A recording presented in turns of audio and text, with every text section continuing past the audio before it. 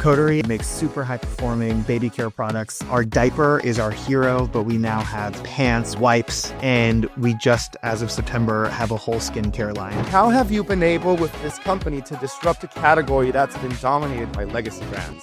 One, it really is about product. You really need a demonstrably better product and then communicate that benefit in a really, really pointed way to people. And then also use your unfair advantages to create an experience that is leaps and bounds ahead of what competitors can do. Do you guys try to compete with the legacy brands by matching their prices, or do you differentiate yourselves as well by being a premium product that you got to pay a little bit more? Exactly. It is the latter. You are paying more. And if we're asking for more of your money, we need to deliver you a better experience. And that comes from the product experience, but even the sensory experience of like how quilted our diaper looks is very different. Sure.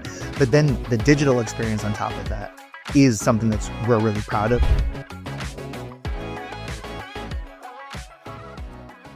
Hey everybody, thank you for tuning in. My name is Andres Figueira, and I'm going to be your host for the day. This show is brought to you by the Global Talent Company, helping fast-growing teams hire exceptional remote talent from Argentina, South Africa, and beyond. We connect companies with world-class professionals who bring skill, reliability, and global perspective to every role. So if your team's looking to grow with proven remote talent, head on over to theglobaltalent.co and see how we can help. And with me here today, I am speaking with Ankur Goyal, SVP of Growth at Coterie, a company that is engineering clean, high-performing diapering essentials to make your journey into parenthood a little bit easier. So, Ankur, how's it going, man? It's a pleasure to have you here. It's going great. Thanks for having me. No problem at all. And Ankur, just so that we can make sure we provide the audience with the proper context, would you be able to tell us a bit more about your background and, in your own words, what Coterie actually does? Coterie, as you said, makes super high-performing baby care products. Our diaper is our hero, but we now have diapers, pants, what a lot of people call training pants, wipes, and we just, as of September, have a whole skincare line. So it's just really high-performing. In case of our diaper, super absorbent, really, really great for nighttime and all day. But also taking a clean materials approach, making sure that everything that's being put in our diapers or skincare or wipes, ultra clean and very tested and vetted. My background has been in consumer and scaling consumer brands for over 10 years. My academic background is computer science and marketing, which you can probably see how that works into data-driven and digitally native brands pretty nicely, but it wasn't a straight line. I actually started in big CPG. So a lot of these traditional brands that are selling in stores and either at those CPGs or consulting for them, and kind of learned a little bit about how they approach things, but then pivoted into these digitally native, more upstart brands about 8 years ago, figuring out how to scale those and really scale those aggressively. And so after did that a couple of years, agency side was embedded into a beauty box, a well-known beauty box, and then kind of went to Coterie 4 years ago, and it's been incredible. We've scaled the company over 15x, gotten it from unprofitable to very profitable, and it was just announced 3 weeks ago or 4 weeks ago that we've sold to Mammoth Brands and have been acquired. Valuation not disclosed, but some articles are speculating. Just so that we can also then go into more of the marketing that you've been doing for Coterie. You mentioned that it was unprofitable. Now it's profitable. How have you been able with this company to disrupt a category that's been dominated by legacy brands like for so long? And I feel parents have actually trusted these for generations. So how have you been able to place Coterie in their minds as an option versus all the other big brands that have always been around? So I think I'm happy to share more about that. But, coming in, I mentioned I have some of that bigger CPG background. And I think it helped me at least not be afraid to go after larger incumbents. I think when you're inside, you see a lot more of the weaknesses or the opportunities. So that's helpful. But fundamentally, it's about a couple of things. One, it really is about product. At least from my point of view, you really need a demonstrably better product as the foundation. And I say demonstrably because we live in a world where so much I mean, it's always been true, but so much of our advertising and the way that we communicate to people is visual. So showing that benefit becomes really, really important. Um, so uh, that's the foundation of it. And then it becomes communicate that benefit in a really, really pointed way to people so they understand like why their life is going to be better and how this is going to make their lives and be a better option than those other incumbents. And then also it use your unfair advantages to create an experience that is leaps and bounds ahead of what competitors can do. And really fight to preserve that. And when I say experience, I do mean both the brand kind of experience and also the actual usage of the product and how you interact with the brand all the time. So I'm happy to go into more about what that looks like. Okay, I like that. And in terms of, I hear that overall strategy, like from top view, and you've been at Coterie for 4 years now, right? Yeah. And has that always been your approach and your strategy, or has it evolved from the beginning to what it is now?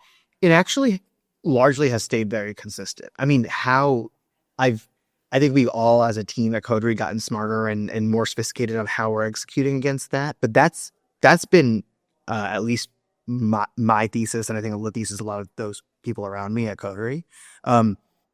Yeah.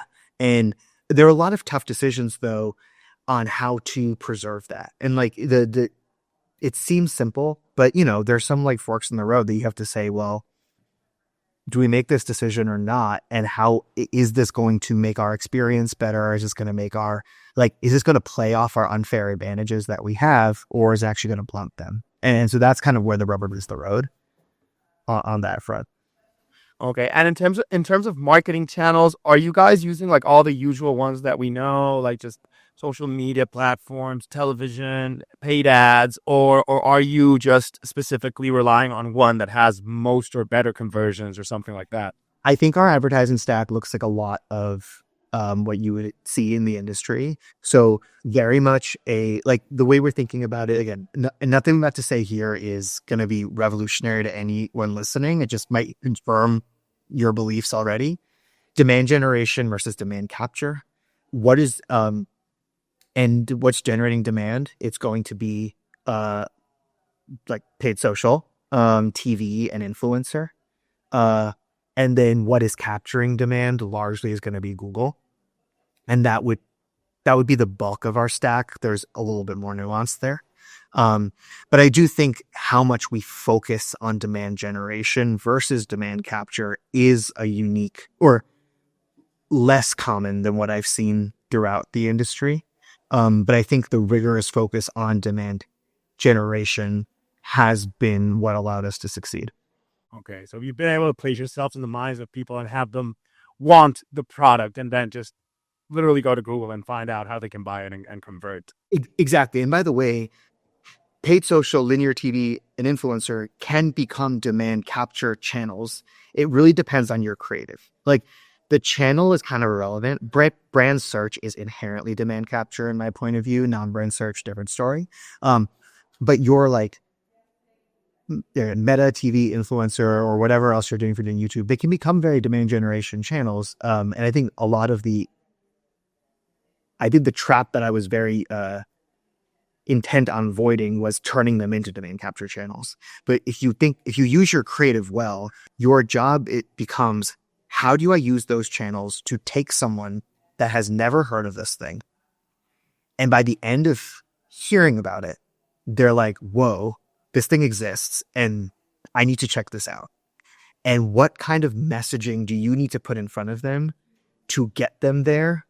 And you can do that in, like, you don't need a lot of time to do that. Or that's the challenge that you can, I mean, think about, I don't know how much you're on TikTok, or I don't know how much you're on social channels, but there are a lot of times where you've probably seen an incredible commercial on TV or an incredible TikTok, and you're like, wait, this exists? Like, I need something like this, right? You don't need the 10 million, like the over-energy, the touch points. Like a really, really compelling messaging can get people excited in one or two touch points. I've lived that, like in my usage of social platforms and TikTok and all that. And Ankur, do you have any example of a specific campaign that exemplifies what you're mentioning and that it was an example of a successful one? If you look at any of our communication, this will be very obvious to you. And I'm pretty sure Pampers has done this because now they've come out with a campaign that's very similar just 4 years after we started doing it. So we noticed early on or at least early on in my tenure at Coterie was that a lot of our reviews was organically talking about how this diaper and a diaper that had the kind of qualities and focus on performance that we had was actually resulting in like sleep for the baby and the parents. And I was like, that's compelling. Like that is interesting. And that's the kind of message that if you hear it once, you're in, like you want to hear some more. So drawing that connection and actually making like the emotional and functional benefit of this product related to those kind of testimonials and real consumer anecdotes. That was one big messaging breakthrough that I think was like specific and compelling and was one of that first big wave of like improved acquisition. And by the way, the retention of those customers is fantastic. So like if it were false promising, then the retention would be awful. It's just that's what our product seems to do for people. Would you be able to also tell us a bit more and shed some insight in how Coterie is leveraging AI to help you guys out with these different processes? And like, I'm not sure if you're using it in any novel way, maybe the same way as everybody else is, but just want to know how it's helping you guys out. Yeah. So I'm actually really proud of the entire how the entire org is using it, and we're using it in a couple of different ways. And so everyone's talked about this, like MIT 95% of AI pilots of companies like didn't go anywhere. I'm proud to be in the 5%. Our ops and CX team, which is not under me, but I'm gonna brag on their behalf, I think is bleeding edge and leading on this. They're doing so. Your baseline is we were able to take a lot of our inbound CX. We had SMS. Although we had email and SMS, and so some of that inbound, a lot of them are quite simple, changing orders or changing order dates or whatever. And so to improve response times and just to get customers like those simple things done very quickly, we actually have AI do a lot of those and improve response times there. Now, anything that's more complex will get routed, but you can take a lot of volume by having AI do it. That's step one, and that's great. But then step two is they are now using it because this is understanding like natural language. This is a fantastic application of AI and not asking AI to do more than it really can just yet. So extracting information from those conversations and helping like tag, like sentiment analyze, tag topics a lot better, makes much better analytics on like how our CX operation is doing. And then also then extracting better information to be like, hey, we can log information about the customer that will help us serve them better in the future. That's been like what we're working on now. From a marketing point of view, though, I think we're AI. So I'm going to shout out some partners here. We tested an on-site chat on the PDPs. And like, I think this is a very, very different personality than a support agent, because a support agent wants to tell you when your order's coming and all that kind of stuff. But on their site, you kind of want someone that's going to help sell your product and actually improve conversion rate. So we used a different personality, different bot for that. The partner's called Envive, and we tested it and resulted in this stat sig conversion rate lift, and we're going to keep iterating there. And then we're really excited about how all that customer tagging that we talked about from a CX perspective, we're doing the same thing for lifecycle marketing reasons and saying like what we're now using AI to more intelligently segment customers and then personalize the comms that they see. Because what good are 10 segments? Pre-AI, if I had 10 or 15 segments, I couldn't do anything with that because I could barely make one email flow, let alone 15 different email flows. Now that I can actually have personalization being done by AI as well, give me 50 segments until I like hit diminishing returns. So we're now putting that into place, and we've already seen some really great lift on like how our emails are working. Okay, that is so cool. And I'm loving how you guys are exactly just like leaning into that with AI and getting all the proper personal information or details about the customer so you can give a personalized experience. And talking about personalized experiences, would you be able to also tell us, Ankur, about how you plan to create like community with these customers that are coming back each time? Do you guys have a certain plan of, I don't even know, like if they join this club on this platform, then they get some discounts or free. Not even sure if you have any ideas like that, but are there any plans in the future for? Yeah, the way we think about community, so yes, because our user base is highly engaged, and like significantly large chunk is just returning customers that have been here for, months, years, whatever. Yeah, we know their size, so we can estimate kind of well, what we know that size they're ordering, right? So you can kind of estimate how big the baby is at that point. For us, community is still very human. And so like our organic social, got our owned channels is kind of where we foster community, and events. So we are doing events to kind of activate our community in different cities. We are sending out really great campaign emails that because like the role that we play in people's lives, we're not parenting experts. We're not the best parent out there. That's not like who we are. That's you for your child. But like we are diapering experts. So we're kind of like we're providing information about diapering and diapering products and how different materials and ingredients and all that kind of stuff plays out. We have this really great series of like Ask an Expert, where we have our like expert panel or even the diaper like scientists that we have on staff, like answering questions about diapering and diapers and baby care and that kind of stuff. And that's what I think our community is looking for and where we play, as well as our organic social presence. So that's our thinking about community.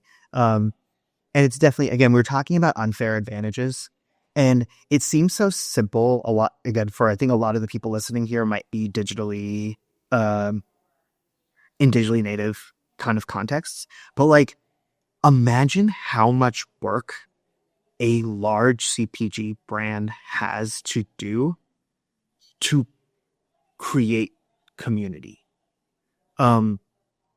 Because I just said something simple. Yeah, we email our people really great content and information about our like where we are the experts in the room. Or we actually, when we do a product launch, we know that some people like have been writing in asking for that product. So when we finally launch it, we make sure that they get a custom email to because we care about each of our customers. So we do that kind of stuff. It's simple for us. That will take a very, very long time and a lot of purchasing of a lot of data for someone that does not have that direct relationship with their customers because they're a different business model. So taking advantage of those things and understanding what's simple and really impactful for you that your competitors cannot do, that done every week in 4 years, that creates a very big gulf in that arena. Okay, I love that. And I understand what you mean. It's like a compounding effect of always doing it right and having this differentiator from all these other brands that aren't paying attention to it, that with time, it's like the real difference that is being made because it's consistently there. Exactly. Because like 3 years ago, sure, the level of personalization that we could do was what we talked about. Okay, these people were actually really like, they were asking for larger sizes. When we launched size 7, these people will hear about it. Cool.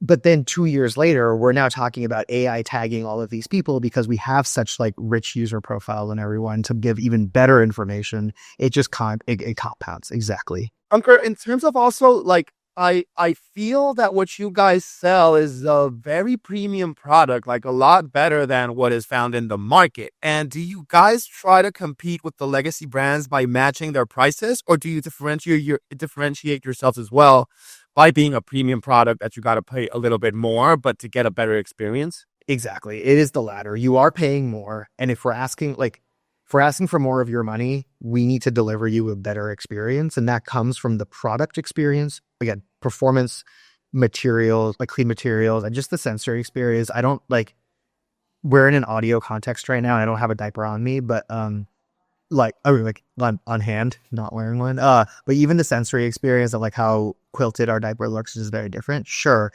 But then the digital experience on top of that is something we're really proud of. And part of the thing I want to talk about today as well. We've layered on all these really unique digital services that are completely free for our users that make diapering just a different league than what you can do if you're buying your diapers in them not from Coterie. So, for example, if you want one, we just launched this year a service called Size Assist. As far as I can tell, we're the only brand that tells you when you should probably size up. Wow. Okay. Because that's a major concern for parents, and a lot where they just don't know when they realize CX inbounds. And I get it. Like I'm now a parent for the first time as of this July. So like I understand where that's getting a little bit confusing. So basically, again, a hard problem for our consumers, a easy problem for us. We know exactly when customers typically size up, and we know exactly where you are in your journey. And so we can deliver notifications to you when, hey, you should think about adding one pack of the next size just to make sure like you're okay in case it size up, and when you should really, really be sizing up because you're probably going to size up right now. A great feature, differentiation on product, but that's not the diaper, it's the experience. And also, I was checking out Coterie's website, and I did see, I believe what you're mentioning is like the sizing 101 thumbnail that you can choose to see the how to measure your baby size and understand all that. It's actually beyond that. That's like that is a basic size chart, and we've done that for a long time. Okay. Now this is dynamic notifications in your account management screen. So like if you log in to see your next shipment and you should be sizing up, we will now have a notification. It's like, hey, listen, like most people at this point in size 3 will be sizing up to size 4. You know, you can check this on your baby or just add a pack of size 4. That way you have it just in case, you know, they grow throughout the month and they need size 4s by the end of it. That is so cool and so thoughtful. Like it really feels and it makes me understand how important the customer experience is to you guys, and really for a parent who I'm 100% sure might not have in their head the prioritization of the sizing of the baby because they have so many other things they need to take care of, that they might just let that slip for a while, and Coterie's there just making sure that it's always the best experience for the baby with the diaper. So that is pretty cool. Of course. And again, this is a podcast for operators, right? So like this stems from a very commercial place, but it ends in a very like positive user experience. Cause like we also don't want people, cause like when parents have the wrong size, they get a leak. And when parents get leaks, then they think that that's something wrong with the diaper. So like it comes from a place of let's be very commercial and very logical about like what are the opportunities or problems that we can solve. But then when we figure that out, sizing, let's be creative and brainstorm and create a really, really great experience around that. Of course. No, and that's why I really liked how you made the distinction in that it's not a differentiator or something specific about the diaper, but it's just the experience that makes it all better. And that is something that I feel it feels obvious, but not everybody is paying that much attention to doing it right. So that kudos to you on that, because I do feel the creativity behind it is very nice. This is also a solution that, you know, no other, like, I don't know of any other product where you size up throughout it. Maybe I'm like, it's just a very weird nuance of our current thing. So it's not like, oh, okay, XYZ brand did this. We can do that too. It was kind of like you had to bottoms up, first principles, like figure out what that solution looks like. So that's one more thing here. Like just copying and pasting from different brands. Like I don't think any other brand should have a size assist. Frankly, or like that's not a diaper.